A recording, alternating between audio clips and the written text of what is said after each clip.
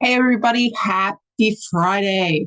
Can you believe we are like most of the way through November and I just like we're almost at the end. Like Christmas is right around the corner and I'm just mind blown by that, right?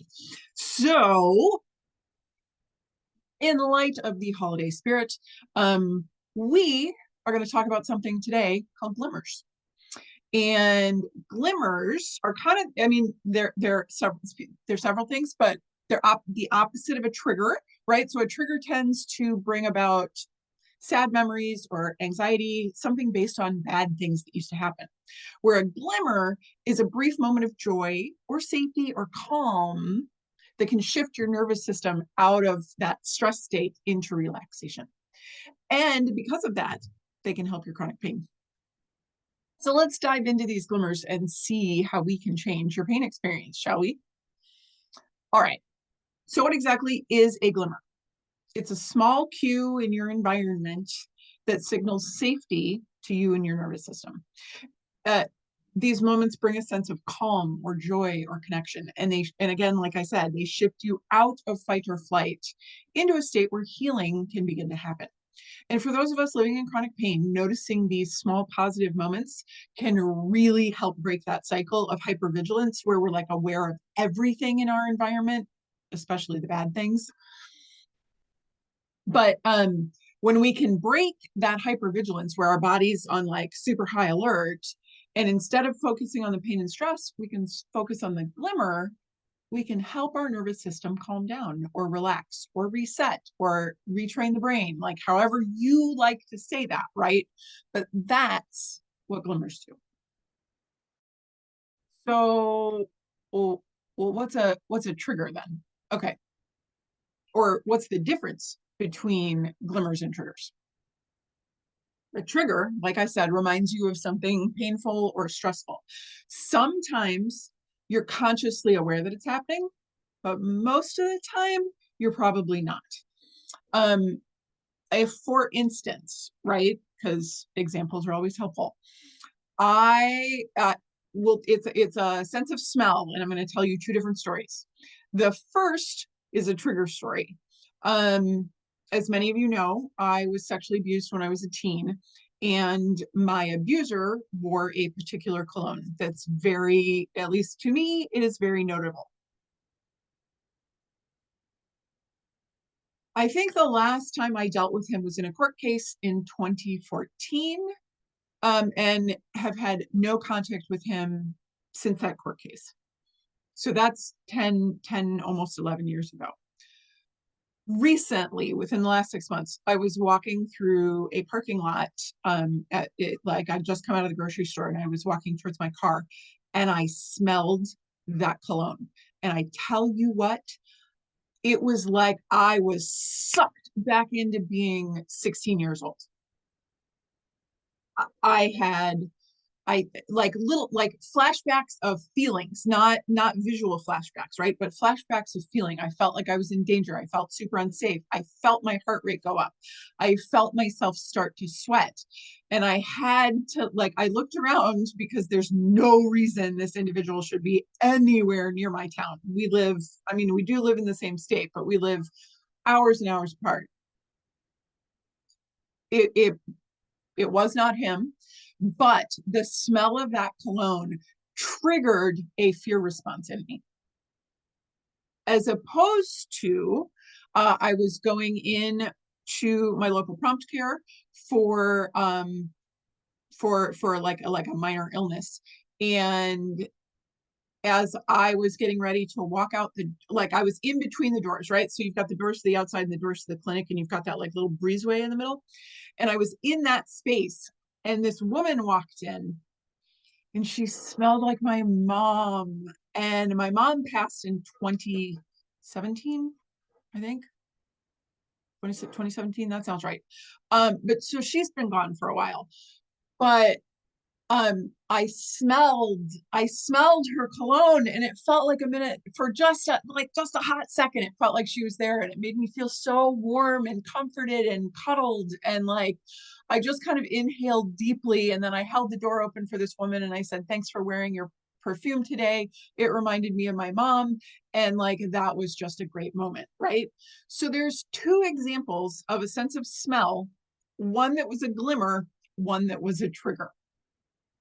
So by being aware of these things, like in the parking lot, I checked to make sure I was safe. And then I began to tell myself, you are safe. That is not him. You are okay.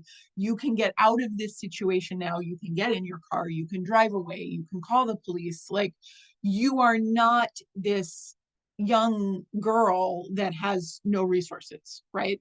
Or doesn't know how to use her resources. So I was able to shift myself back into a calm state after that triggering event. Where with the smell of my mom's perfume, I just got to soak it in. And like, I did take an extra few minutes to just really like enjoy it, right? And like remember her fondly and then move on.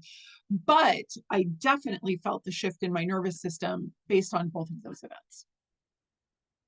So glimmers they're rooted in what's called the polyvagal theory, and it's a theory. Like, there's problems with it, but there's things that are working in it, and I feel like it's important to share the science, right? The science that I know. So the idea of a glimmer is rooted in this concept called polyvagal theory, which is basically a way to explain how our nervous system is constantly scanning our environment for safety or danger. Lorimer Moseley and David Butler of Explain Pain, they talk about it as DIMS, danger in me, and SIMS, safety in me. So there's a bunch of different ways to conceptualize this, right? But the key idea is that when you feel connected and safe and relaxed, that is an environment in which you can begin to lessen your chronic pain. The more often that we can be in that state, the better chance we have of reclaiming our life and being able to move beyond our pain. Because chronic pain doesn't just affect your body, it affects your mind and your emotions, like your actual gray matter, like your actual brain, right?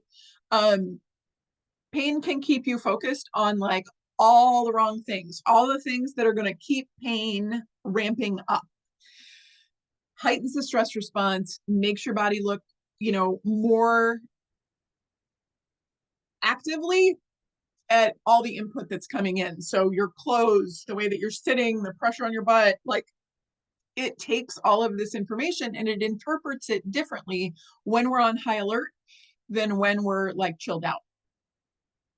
So even the smallest glimmer, hearing laughter, feeling the warmth of the sun, smelling something that smells good to you, right, can make a huge difference in how your body processes pain. Well, that's great, Amy. How do I find glimmers? Well, you got to look for them. So we're going to come back to that idea of mindfulness, and not necessarily that we're like auming, right? But that we are aware of our surroundings. We are aware of what's happening around us. Maybe we're going to take a moment and we're going to focus on our breath for a couple breaths, and then we're going to look around. What do you see? What do you smell? What can you touch? Right? Like, what do you hear? Let's use our senses and kind of check in the world around us. We can do gratitude journaling. I am a huge fan. I wrote Uncovering You, which is a journal to grow past your pain.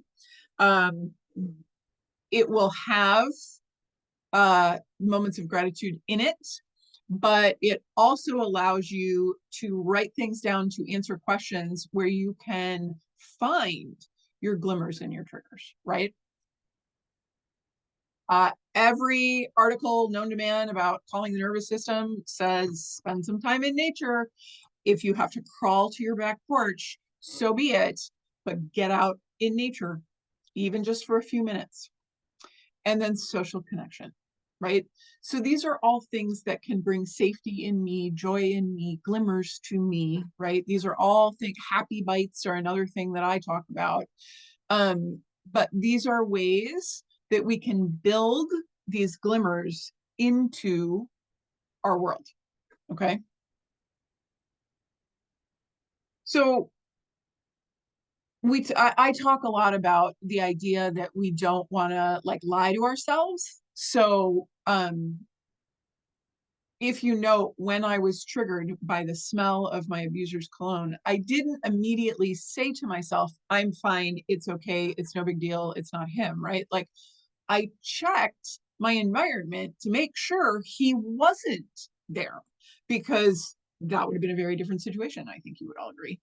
Um, so when we're looking for glimmers, we are not looking for false reality. We're not trying to lie to ourselves, because the brain will catch that every time and it's going to backfire.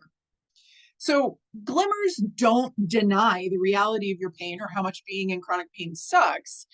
It's just that they help create more space in your nervous system. Um, so like if you read my memoir, Restoring Venus, that's the middle book there, I share about glimmers and triggers in my pain journey and how I managed them, and how there was joy, but there was also sorrow and suffering and pain, and how I found a balance which enabled me to lift myself out of pain. Think on that. All right. Your homework assignment, should you choose to accept it, over the next week, I would like you to try to notice one glimmer each day. Could be anything. Kind word, moment of peace, feeling of warmth, hot cup of coffee in your hand, and write it down. At the end of the week, reflect on how those moments made you feel. Did they help ease your stress? Did they shift your focus? And share your experience in the comments below. Thanks for watching this week. I really hope you found it helpful. And if you would help me by giving a thumbs up and subscribe for more videos on managing pain, that would be awesome. I'd love to hear about your glimmers, so let me know in the comments. What small moments of joy did you notice today? And until next week, remember that even on the toughest days, those glimmers really are out there and they're waiting for you.